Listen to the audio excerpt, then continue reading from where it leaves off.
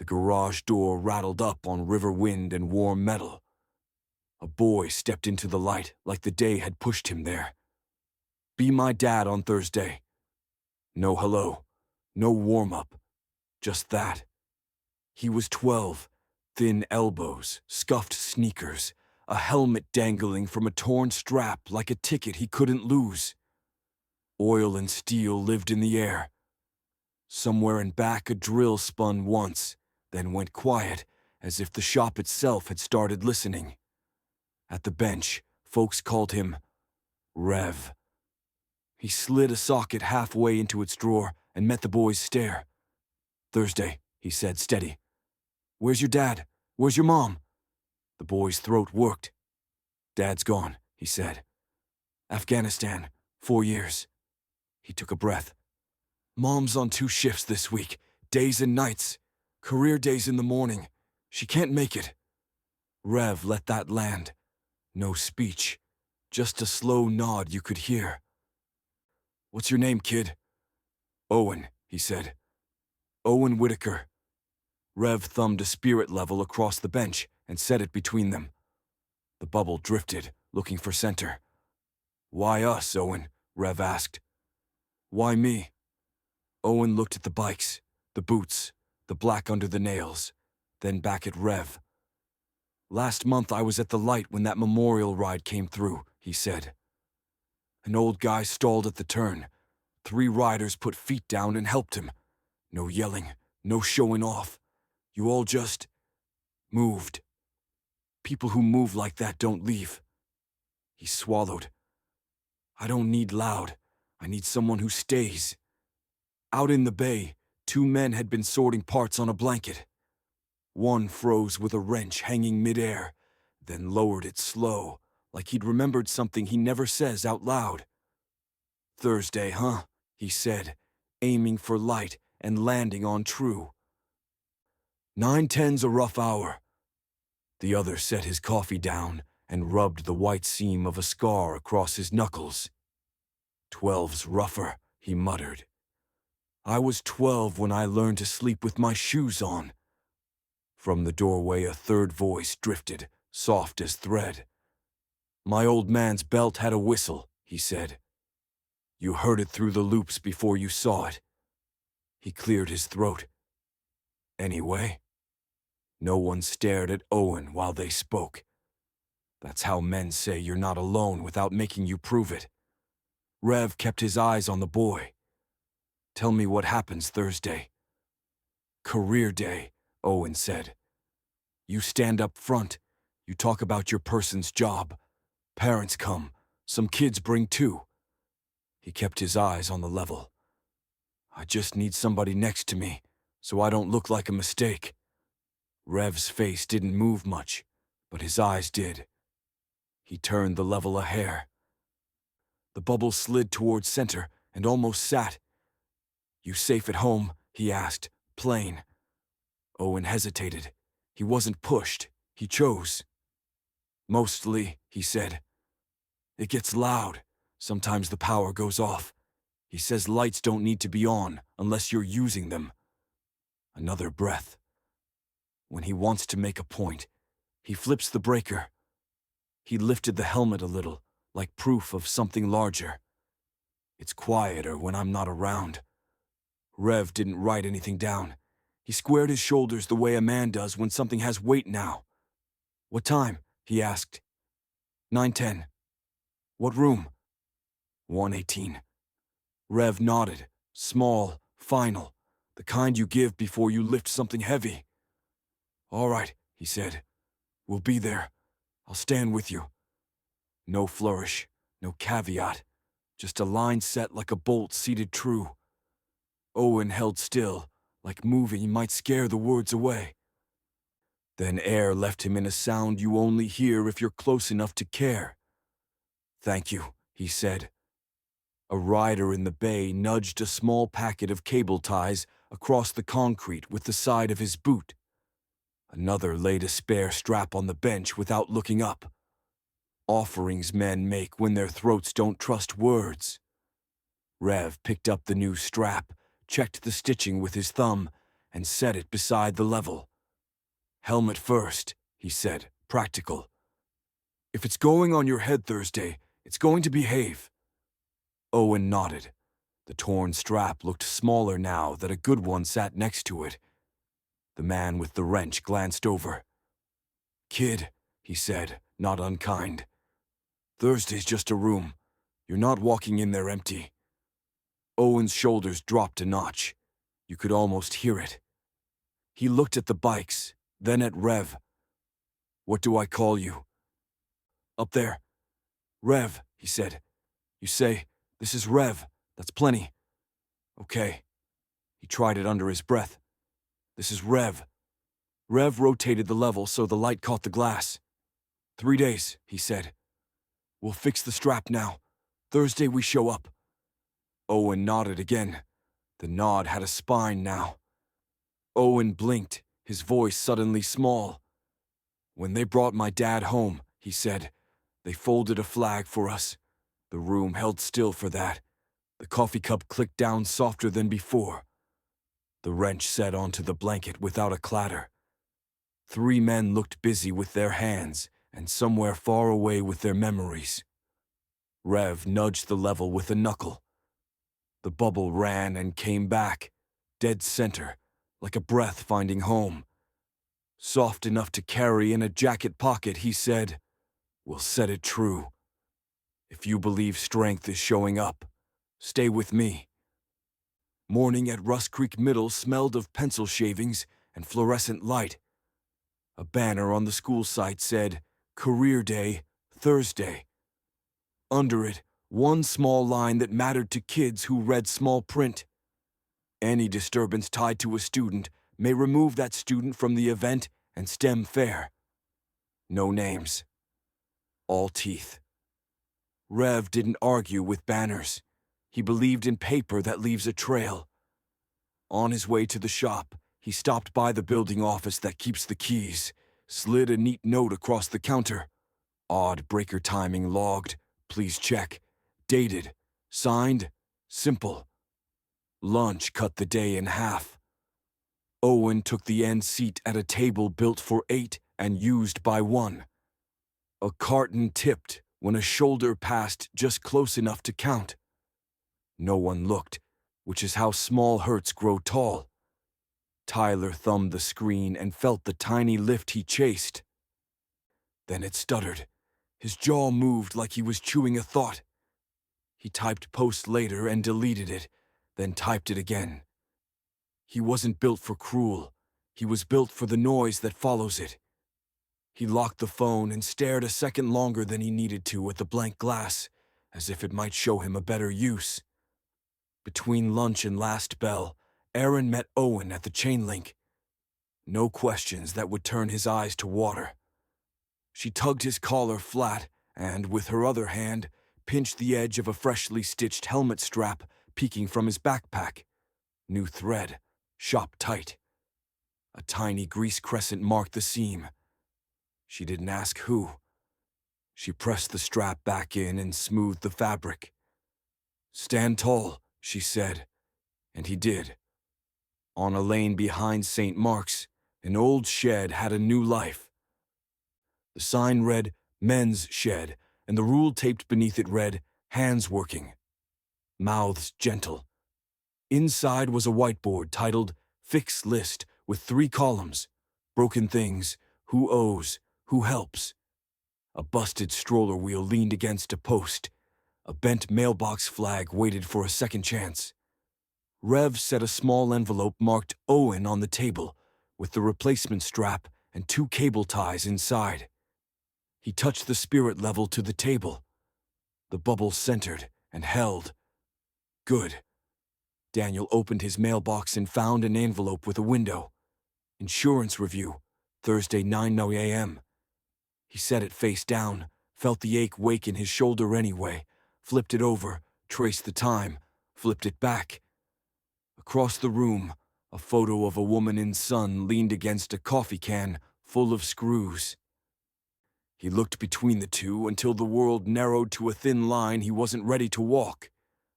Tyler held his phone but didn't lift it when a friend elbowed him. Get it, the friend said. Tyler didn't. Later, he lied, and they both pretended it was strategy. He slid the phone away and let the moment pass, small as a sigh, big as a choice. Rev returned to Iron Anchor and pinned a scrap above the bench. 3rd 910, room 118. He didn't tell the men in the bay what to feel. He just handed one a set of Allen keys and said, "We'll need these," and the man nodded like he'd been waiting to have a job again. In his room, Tyler opened a cheap laptop and a free editor. He dragged clips into a timeline, a laugh from lunch, a word from science, a breath from a hallway. He trimmed edges until a sentence appeared Owen had never said. He stared at it. His thumb hovered over the trackpad.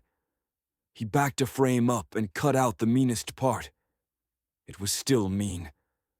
He sat there, jaw tight, and hit export anyway, like a dare to a mirror. Across town, the men's shed door clicked shut. The whiteboard's middle column, "Who owes?" had one fresh line in pencil. Handrail, school steps. Someone would take it. Not for credit, for balance. Owen lay awake and counted the things he could hold. Helmet, strap, card. The time 9:10, the room 118, the name Revy. He let the numbers line up like a level finding center. On the laptop, the file finished. Tyler watched the progress bar turn complete and didn't smile. He named the clip and then deleted the name, then named it again. His finger hovered a long time over upload. Then he clicked. Wednesday came quiet. Rev unlocked Iron Anchor and laid out the day's tools. Paper. He dealt with the school first. A list of 3 names, a copy of the insurance, and an extra form. The clerk slid back with a pinched smile. Bureaucracy doing what it does.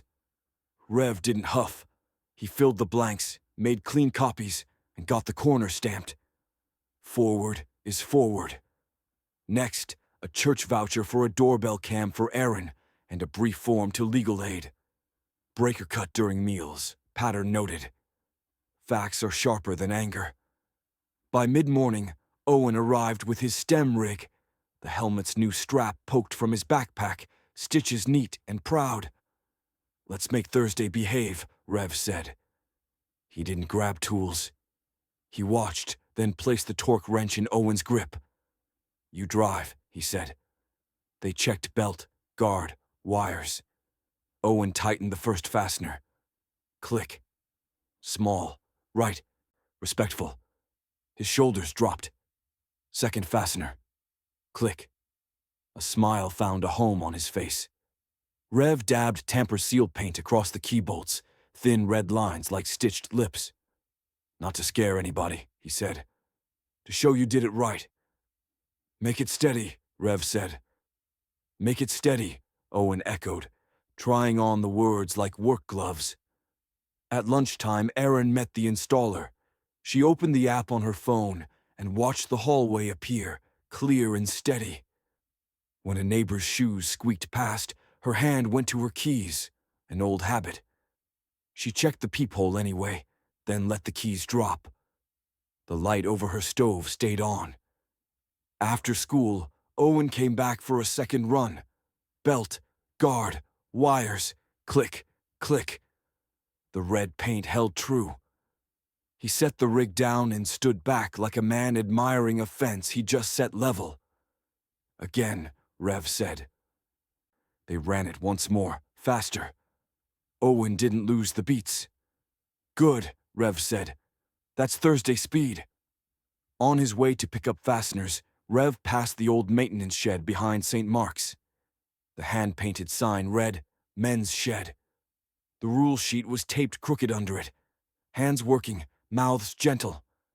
Inside, a coffee urn, sawhorses, a drill press, a whiteboard with 3 columns, broken things, who owes, who helps. A stroller wheel leaned against a post. A bent mailbox flag waited for another try. It wasn't a clubhouse. It was a place men came when they ran out of noise. At the hardware store, Daniel stared at a wall of tools. The clerk nodded toward the shed. "Open most Wednesdays," he said. A man in a navy cap added, "Coffee's not good, but it's hot." Daniel nodded back. Nobody asked him why he looked tired.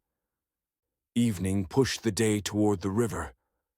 Erin tested the doorbell one more time, then shut the app and slid the phone face down.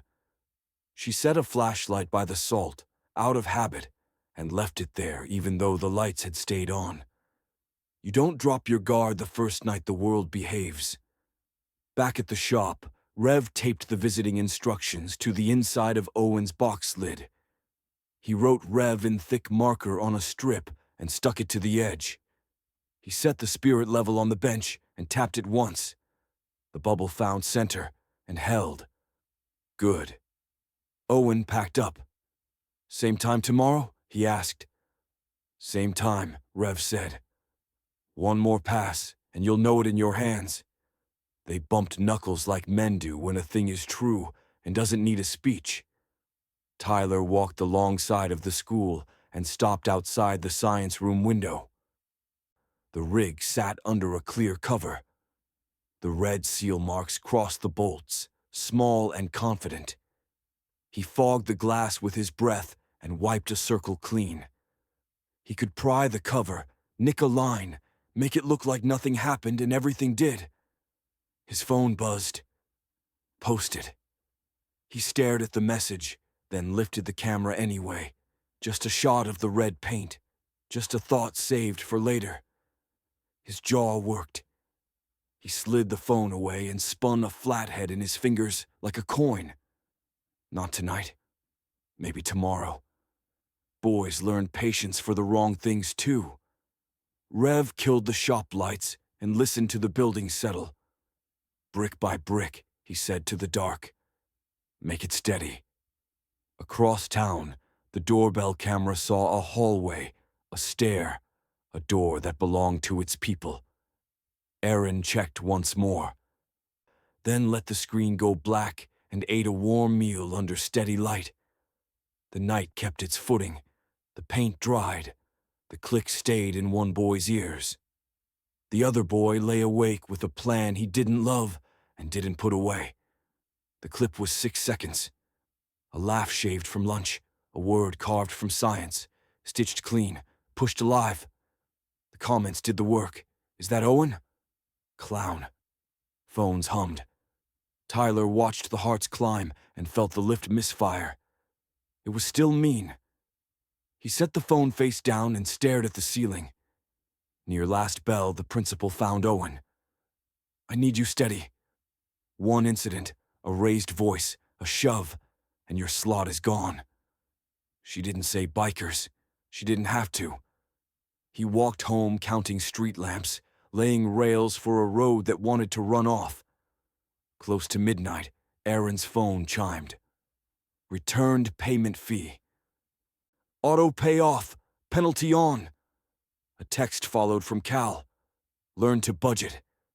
It wasn't a threat on paper. It landed like one. Owen sat up in the dark, listening to his mother breathe through numbers. He didn't text Revy. The boy had learned to hold his hopes small. Across town, the men's shed door stood half open. Daniel stepped into the light, then out again, a folded insurance denial in his pocket that said, insufficient improvement. He sat in his truck, started the engine, killed it, and stared at his palm like it belonged to someone else. At one, Rev's phone buzzed. He read the bank notice, made coffee, and texted a number saved as May. Fee hit them. I'll cover. Can you place a credit to their account in the morning? 3 dots. Got it, May wrote back. Coffee's on. Personal, not procedural. Rev unlocked a small metal box, shop rainy day money, and counted out what the fee stole, plus extra for groceries. He sealed it in an envelope marked for chili and set it beside a loaf of bread. He set a spirit level on the bench. The bubble drifted. Almost home. Not quite. Glass tells the truth without asking if you're ready. He thought about the folded flag the boy had mentioned, about men who learned to hold their breath for years and call it strength. Owen lay awake, his mouth forming a quiet click, practicing steadiness. A thought kept circling. What if they don't come? He pushed it away, and it came back softer. What if they do? Daniel watched first light touch the whiteboard through the shed window. Broken things. Who owes? Who helps? He flexed his hand, felt the nerve sting. The letter in his pocket said, "Prove it to someone who had never climbed anything." He stared at the door and did not go in. May's got it. Text reached Rev again at 5. He left the envelope and bread at the diner. "Tell her a neighbor dropped it," he said. May nodded and slid the envelope under the counter where small salvations wait their turn. Back home, Erin's phone chimed with a deposit she hadn't asked for. Small. Enough. She set a palm to her chest. The stove came on blue. Water hissed. Rev unlocked Iron Anchor and set the level down. The bubble crept a breath closer to center. We're close, he thought. Owen came in with the box. He didn't ask if Rev would show. He didn't say he was scared Rev wouldn't. He put the box on the bench, and that was the question. You see it? Rev asked, eyes on the glass. Almost, Owen said. Rev leaned in, voice low. We don't flex, he said. We finish. Owen's nod had a spine. He ran a thumb over the dried red paint. Across town, Tyler walked past the science room window. His phone buzzed.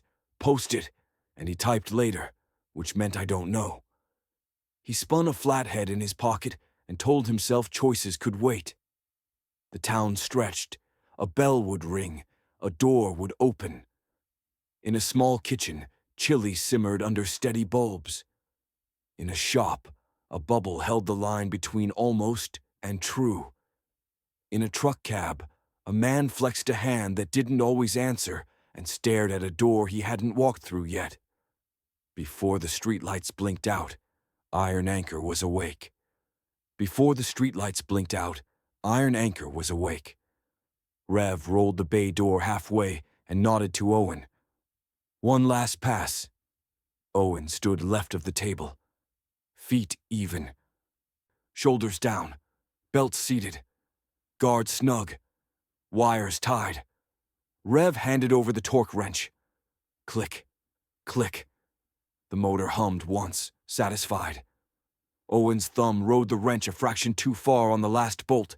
He caught himself, backed it off, and waited for the clean click. Rev saw it and just nodded.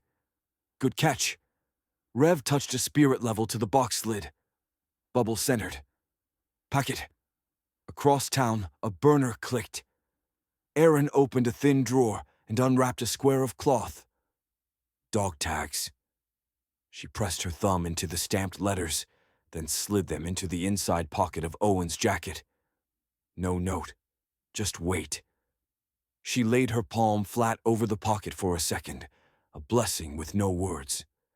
At a kitchen table, Daniel wrote 5 questions on an index card. 1. How are your hands? 2. What's hard? 3. What helps? 4. What made your mom laugh? 5. What can I fix? He folded the card and slid it into his shirt pocket. His shoulder tightened. He stood, then sat again, pressing his palm to the pocket. Back at the shop, Rev taped the box edge. 9 to 10, room 118. He tucked a stub pencil in the corner. If your hands shake, hold this. Owen nodded, then went into his jacket for his gloves. Fingers brushed metal. He frowned, slid 2 fingers deeper, and felt the tags knock against bone. He unzipped just enough to see the dull shine, then the name he knew by heart. He didn't show Rev. He zipped the pocket and stood taller, a boy remembering where his center is. He tapped the pocket twice to be sure. Ready? Rev asked. Yeah, Owen said, steadier than he felt. They ran the steps one last time. The click landed true. Good, Rev said. Save the rest for the room. They killed the lamp. The room went quiet.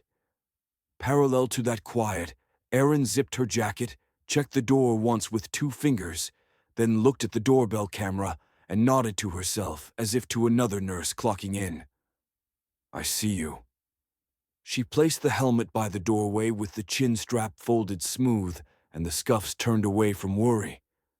Chili warmed on low, something that behaves. Daniel stood on his porch step with the index card in his pocket and the keys in his hand. He didn't turn the ring. He just held it, feeling the weight shift between fingers that sometimes didn't answer. Ask, he told himself, barely sound. He wasn't sure if he meant ask the boy or ask for help. He put the keys in his pocket and kept the card where it touched his chest. Back at Iron Anchor, Rev and Owen lifted the box together and carried it to the door. They set it down while Owen slid into his jacket. He patted the pocket again. Metal answered. He left the zipper where it was. Look at one face at a time, Rev said. If you get lost. I look at you, Owen finished. Rev's mouth tipped, almost a smile. That's it. They stepped outside. Morning unrolled along the roof lines, blue giving way to gold. A truck coughed awake down the block. The river made its low work sound. The walk from the threshold to the curb was not far, so they took it slow and made it long. In the truck, the box sat level between them. Owen kept one hand on the lid. Rev watched the road. Erin locked her door, checked it once, and headed out. Daniel closed his door, checked it once, and stepped off the porch. At the light, Rev glanced at the dash. The town was already moving to the time. Outside the school, Rev parked and killed the engine. Owen breathed, one in, one out, and felt the chain tap once, steady. Rev touched the spirit level on the dashboard. The bubble quivered and came back to center. They looked at the doors. The clock on the dash ticked. 8:55. 8:55. The sound arrived first. 24 engines braided into one low note. 50 meters from campus, the line went quiet. Kickstands down, boots touched pavement. They walked the final stretch. Staff at the curb straightened for trouble and met discipline instead. The guard's thumb slid off his radio. Rev led at an easy pace. A small lift of his hand, and the riders flowed into a U-shape, open toward the steps. Not a wall, a shield with a doorway. Kids drifted into the quiet space it made. Owen stood at the bottom step with his box. Doubt whispered. The men answered by standing. Rev didn't climb a step.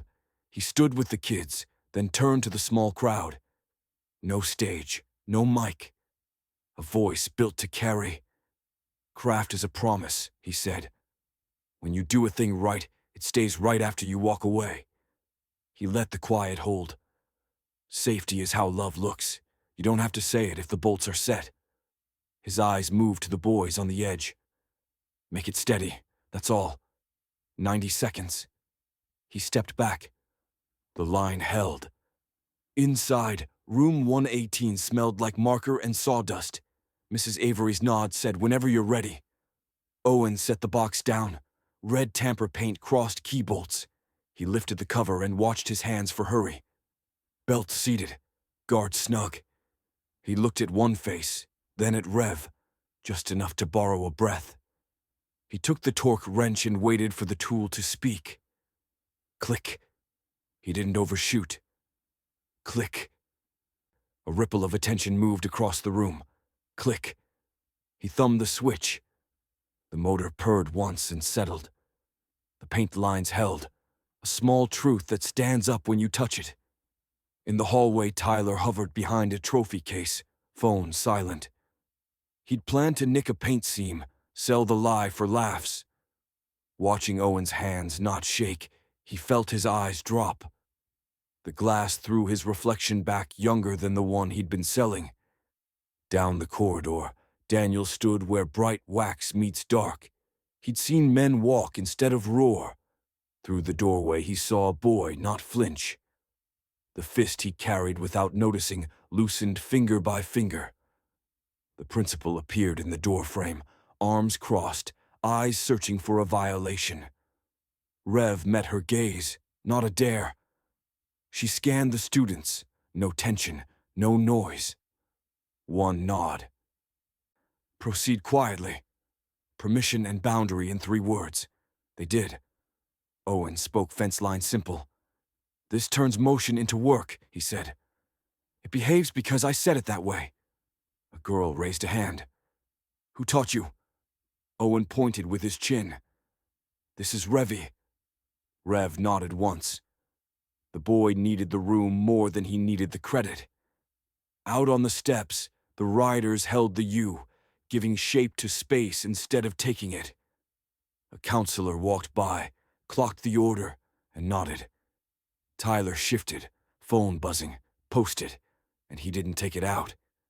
Shame is loud in the skull and quiet everywhere else. Daniel leaned into the doorway. In his pocket, the 5 questions card bent and sprang back. He tried to picture saying, "What can I fix?" without his voice showing fear.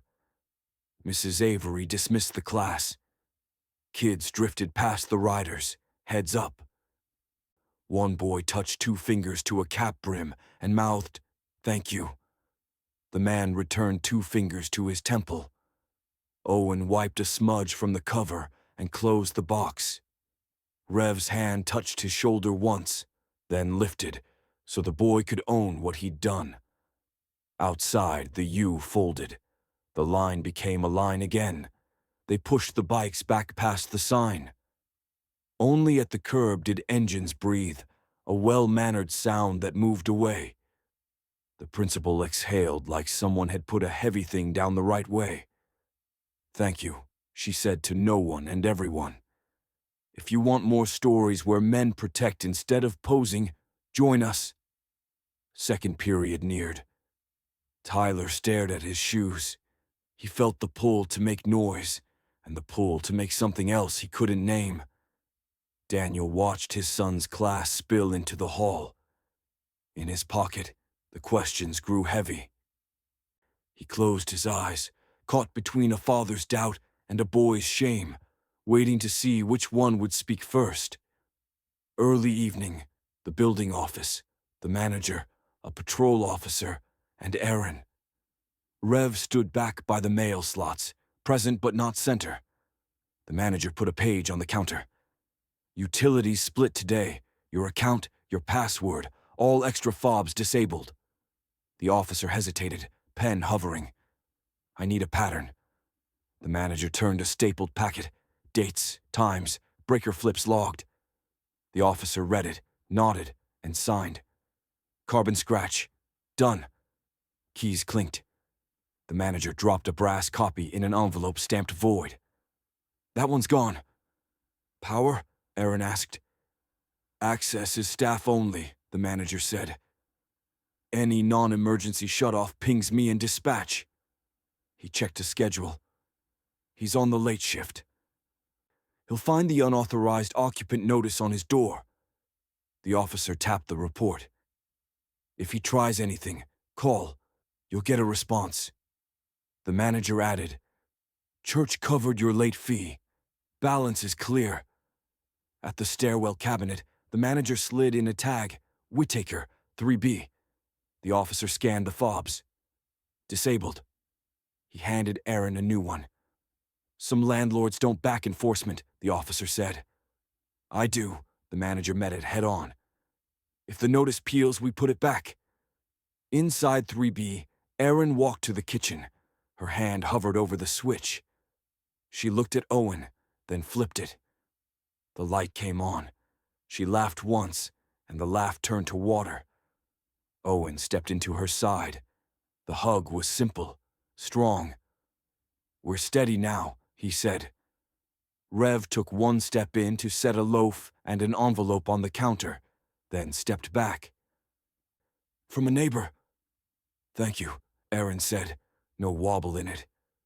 The unauthorized occupant notice went up on the lobby corkboard. "If he shows," the officer told Rev, "we want the first call." "You'll get it." They shook hands. Aaron served chili into 2 bowls and left the kitchen light glowing like a victory candle. "Take a picture?" Owen asked. "Maybe I don't need to," Aaron smiled back. Rev glanced at the doorbell feed. Hallway clear. "I'll get out of your way." "Stay for bread," Aaron offered. "Next time," Rev said. "Tonight, it's yours." At the stairwell, the manager set a tamper label over the cabinet. "If it lifts, we'll know." "Thank you for doing it right," Aaron said. "Doing it right once," the manager corrected, and gave Owen a look. By the elevator, the officer gave his last warning. "If he knocks, texts, or tries a key, call. You'll get us." The doors closed. At the table, Owen hugged his mother again, once not being enough. He touched his jacket. Metal answered. Rev took the stairs. May's text buzzed. Fee cleared. "Sleep." He typed, "Appreciate you back." The manager posted the notice on 3B's door. "He's on late," he murmured. "He'll see this when he gets in." Inside, Aaron rinsed the ladle and left the lamp on low, not from fear, but because the glow felt like proof. The kitchen looked ordinary on purpose. From the sill, the spirit level winked bubble center. Justice tonight sounded like a click, a stamp, a beep, and a switch.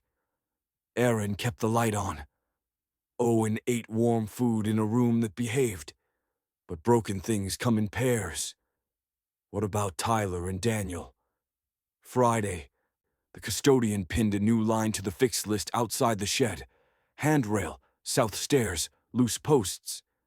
Under who helps someone had printed, block and plain, Daniel, mandatory. On the shed door, the sign stayed the same. 2 hours, no phones. Daniel arrived in a clean work shirt, phone pocketed without a glance. He took a box of sleeve anchors and a short level and went straight to the south stairs. The rail told on itself with a single shake. Daniel knelt, pressed the post, felt play. "Level," he said without looking up. A boy's hand, Tyler, offered the spirit level. Daniel set it, bumped the post, a hair. The bubble hunted, found center. He chalked, drilled, brushed dust with the back of his glove, seated the anchor, and tightened to just snug. No lecture, no sigh. Competence is quiet. They moved by short commands that fit in the breath between steps. "Hold here." "Square." "Count." "Stop." Tyler watched the work more than the man. He noticed how Daniel paused between moves so the bad shoulder wouldn't steal power from the good hand, and how neither hand hurried the other. At the third post, Tyler reached first for the wedge without being told. Daniel grunted a small, "good," which in shed language is thank you, minus ceremony. At the last bracket, Daniel pressed the rail down with his palm, the way you calm a restless dog. "Check it." Tyler leaned. No rattle. He leaned harder. Still nothing. He listened and heard only school air.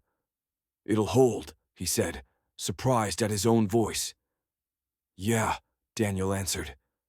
He meant the rail. Both of them heard more. They carried tools back together. On the short walk to the door, Daniel's hand drifted to his shirt pocket, thumb rubbing a soft square, his 5 questions card, like a man testing whether a bridge will take his weight. Not ready to cross, ready to try the first board. Saturday, the shed smelled like coffee and steel. Chalk lines on sawhorses marked out a bike rack, tube rails, base plates, a taped jig on the table. Rev nodded each man to his post and tapped the paper rule. 2 hours. No phones. They worked shoulder to shoulder. Jim, who welded ship fittings before his knees gave out, set the bead at a slow count. Daniel measured twice, called lengths clean, and braced tubes so the heat wouldn't pull. Tyler ran the magnet clamp, kept the wire brush moving, and guarded knuckles without being asked. Sparks stitched bright, hissed, died. Nobody filled silence with a story meant to win the room. The room didn't require one. Again, Rev said, whenever the bubble sat a breath shy. Not a scold, a rhythm. They flipped the frame. Daniel sighted along the rail. Tap. Tyler tapped. The level's bubble hunted, then settled. Jim laid another bead that looked like handwriting. When slag skinned over, Tyler brushed a clean line and felt pride that didn't need a caption. Between runs, the phone rule held. Tyler's screen lay face down on a shelf. He glanced once, then put his hand back on the clamp like a man choosing a better habit. They finished welds, cooled corners, checked square. Rev wrapped a plate. The rack answered a dull, solid note. Paint tomorrow, concrete Monday. It wasn't celebration. It was a plan. Tyler picked up his phone, thumb hovering. The screen was a crater of messages, laugh emojis, clips, the old dare to post it. He typed, "I'm sorry," and stopped. The cursor blinked. He erased the word, wrote it back, added T, and didn't hit send. He looked at Daniel, who was rolling the rack and not watching him at all, just working like men work when they owe the world a good job. Tyler exhaled, tapped send, and set the phone down again, screen off. Across town, Owen read 3 words that didn't argue with themselves and let his shoulders drop a notch. They swept the bench and stood a moment with the thing they'd made. Forgiveness didn't announce itself.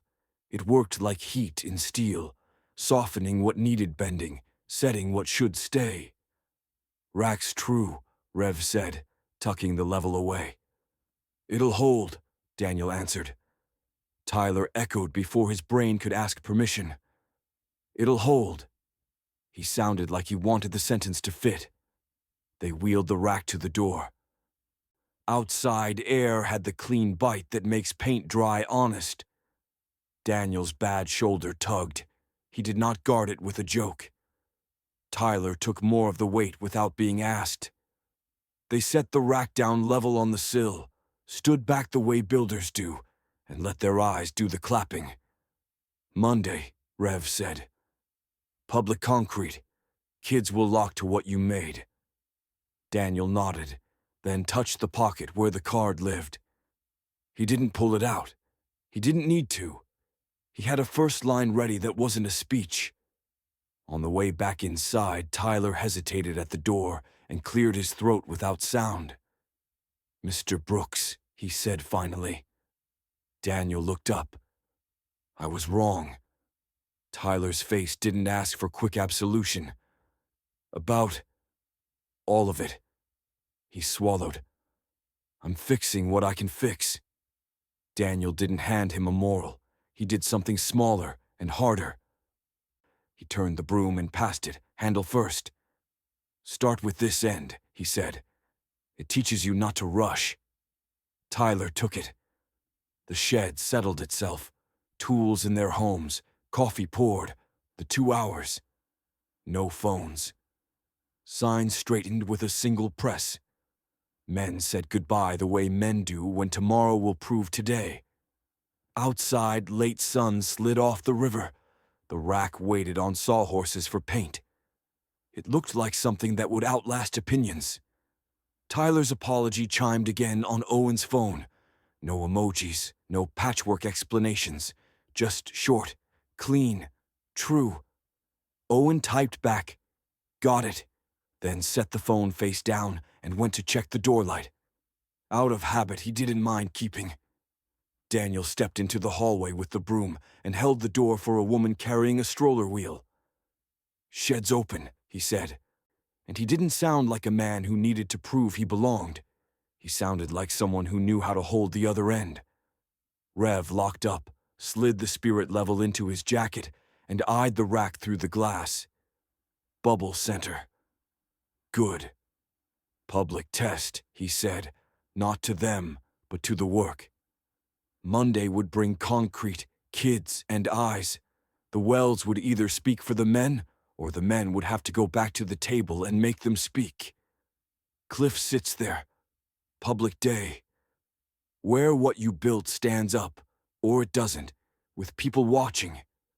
Monday came bright and clean.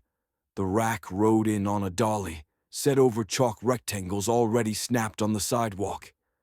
Rev steadied one end, Daniel the other. Tyler carried anchors. Owen brought the spirit level like a flag he didn't wave. Holes drilled. Dust cleared.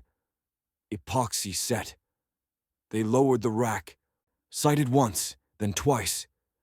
Owen slid the level across the top rail. The bubble hunted, then came home. Washers, nuts, tightened on diagonals until the tool answered. Click, click, click. Kids made a crescent. The principal watched from the steps, arms folded, eyes softer than last week. Public test, Rev said. He hooked a 50-pound bag to the center rail and let it hang. The rack thrummed once and settled. Owen set the level again. The bubble stayed true and quiet. Applause rose, but gentle. Respect, not hype. The principal clapped twice, almost to herself, then stopped like you do when a hinge finally swings right. Plaque, Mrs. Avery said. Tyler passed a wrapped plate. Owen held it flush while Rev drove the screws. Do it right, once. They stepped back, leaving the words for the crowd. Bikes rolled in. Palms pressed the rail. Locks closed with tidy clacks. The rack didn't care. It had a job. In the weeks that followed, the clicks and clacks of ordinary days became the quiet music of a place that learned a better habit. On Tuesdays, Owen stays late in the lab. He holds a torque wrench shoulder high and tells 5 kids, listen. 3 clicks later, every head is tilted, hearing the difference between tight and right. He paints a thin red seam across one bolt and steps back so a freshman can guard it. Some days a locker slams, and he still flinches, then breathes, taps the wrench body with 2 knuckles, and keeps going. After a session, he walks past the rack and lays the level on the rail for no audience at all. The bubble finds center. He moves on. Saturdays finds Tyler in a neon vest he swore he'd never wear and stands by a folding table labeled Bike Check. He swaps a brake pad, sets a seat height, and tells a second grader, try that. His phone buzzes with Post-it from the old group. His thumb hovers, types 2 words, can't today, then deletes them and pockets the phone face down. He whistles instead. Mid-morning, he and Owen share the same wrench without talking about it. They pass it handle first, like a rule they both want to keep. Most nights, Erin sleeps through. On the others, she wakes at 2:13, checks the doorbell feed, watches the hallway breathe, and lets the screen go dark. At the clinic, a young nurse asks how to file a breaker harassment note, and Erin lays out the form like a recipe. Date, time, no heat. Attach the photo. You're not being difficult, she says. You're being clear. She walks home under street lamps that no longer feel like timers. Sometimes she leaves the kitchen light on 10 extra minutes just because choice feels different than fear. Daniel doesn't pass heavy lift, and he doesn't pretend he should. He takes light duty on the lineman safety team, morning briefings, clearance checks, storm calls, in a voice that says, do it right, because we want everybody home. On Wednesday nights, he unlocks the shed and taps the sign straight. 2 hours, no phones. He keeps the 5 questions card in his pocket until the paper thins, then copies it to a clean card and doesn't fold this one as small. One small afternoon, the kind schools forget to name, pulls them into the same frame. Owen kneels by the rack to show a fourth grader the red paint trick. Tyler stands the bike upright with his knee and keeps the child's fingers clear. Daniel walks up with a short level from his pocket, sets it on the rail without ceremony, and nods to Tyler. Read it. Tyler bends, waits the extra half-second men who rush forget. Center, he says. Daniel's mouth moves just enough to count as approval. Good. The kid locks up and runs off without knowing 3 lives just braided for 10 seconds, and then let go. A week later, the principal pauses at the door on her way to bus duty. She reads the plaque aloud. Do it right once. And doesn't notice she's smiling until a para smirks back. Proceed quietly, the principal murmurs to herself, a habit that has turned into a peace. Late rain finds the rack, drops bead on the rail, collect, and fall. A 6th grader tries to surf the bar with both feet. A custodian says, "Feet down," in a tone that worries about kids, not hardware. The bar doesn't flinch. Owen tapes make it steady over his desk, a strip where a poster used to be. Tyler learns 3 wobble bike names and starts carrying a small pump because it feels good to be the person with air. Aaron buys a dawn timer for the hall lamp and sets it to on because a steady morning says something to your bones. Daniel reviews radar, calls a halt early, and sends 2 crews home ahead of a storm. He breathes easier when the thunder comes and nobody's under it. Not everything slides into place. Owen fails a math quiz and sits on the curb until Rev walks by and doesn't fix it, just sits, shoulder to shoulder, until the boy stands up. Tyler backslides once and reposts a clip. He deletes it in 2 minutes, still hears the ghost of the laugh, and shows up early next Saturday to move cones without complaint. Erin's stomach knots when she hears keys in any hallway. The knot takes less time to untie. Daniel's shoulder burns a path up his neck when the weather drops. He grips the rail he tightened and waits it out. At the end of a long day, Rev passes the rack alone, lays the level on the top rail, and taps the end. The bubble centers, holds. He nods to no one, pockets the tool, and keeps walking. Sun scuffs the plaque, rain chalks the paint, boots track grit into the corners. Bikes lean in like cattle finding fence. The clicks and clacks of ordinary days become the quiet music of a place that learned a better habit. Time passes. Metal sees seasons. Boys turn into men or turn away and try again. Will it hold years? June put a clean edge on the day. When Owen crossed the stage, he didn't hurry. He took the folder, shook the principal's hand, and stepped down with the calm of someone who knows where to be next. Behind the bleachers, Rev waited by the shop truck. 2 fingers raised. Owen's chin tipped. Old language. You drive, I spot. Shift at 2, Rev said. Wouldn't miss it, Owen answered.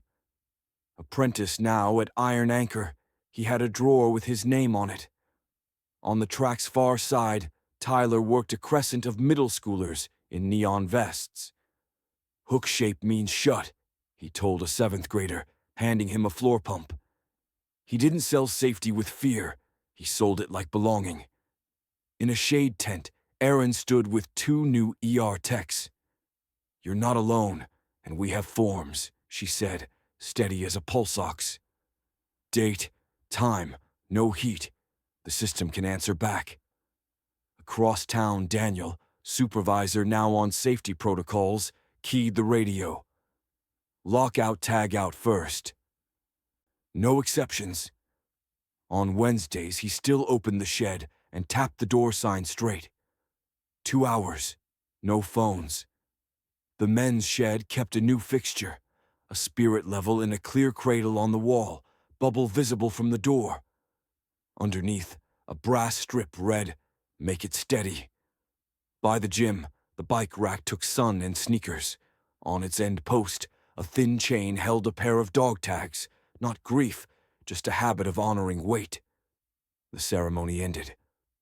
Owen and Tyler stood side by side at the fence line, stayed, not escaped. They watched a sixth grader lock up with two hands and get it right on the second try. That was applause enough. Not every seam laid perfect. The world kept its burrs. Owen still flinched at a slammed locker. Tyler still heard the ghost of the laugh and deleted a clip he almost reposted. Aaron's stomach still knotted at the sound of keys in a strange hall. Daniel's shoulder still burned when the weather dropped. The point wasn't that trouble quit. The point was trouble met more people ready to show up. Not every seam laid perfect. The world kept its burrs. A city council meeting argued about funding crosswalks and tabled it. A kid's unlocked bike vanished from a sidewalk 3 blocks away. An online clip recycled the old lunch laugh with a new caption and made a quick, dirty round. The point wasn't that trouble quit. The point was trouble met more people ready to show up. One evening by the rack, Owen and Tyler stood side by side, stayed, not escaped. They watched a sixth grader lock up with two hands and get it right on the second try. Tyler nudged his shoulder, small. Owen didn't say anything back. They didn't pose. They minded the rail the way you mind a fire you built correctly. Rev walked past the shed, pressed the mounted level with a knuckle, saw the bubble land, and kept moving.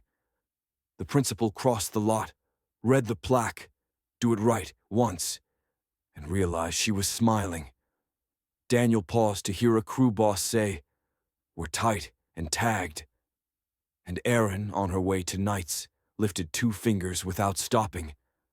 Final resonance wasn't loud. It was ordinary things behaving. A switch that stayed on, a bolt that told the truth, a door that closed without a fight, a boy who no longer needed to look over his shoulder, and a boy who didn't need to make noise to feel seen. Owen hung his helmet on the rack post where the dog tags lived, his hand staying there half a second longer. Tyler picked up a vest a younger kid had dropped. Aaron texted a new tech, "You've got this." Daniel turned the shed lights off in pairs. Rev locked the bay, checked the bench level out of habit. The last sentence didn't ask for applause. It sat on brass and in bone. Show up. Stay put. Do it right. Once. If this story meant something to you, subscribe and stay. We build steady lives here.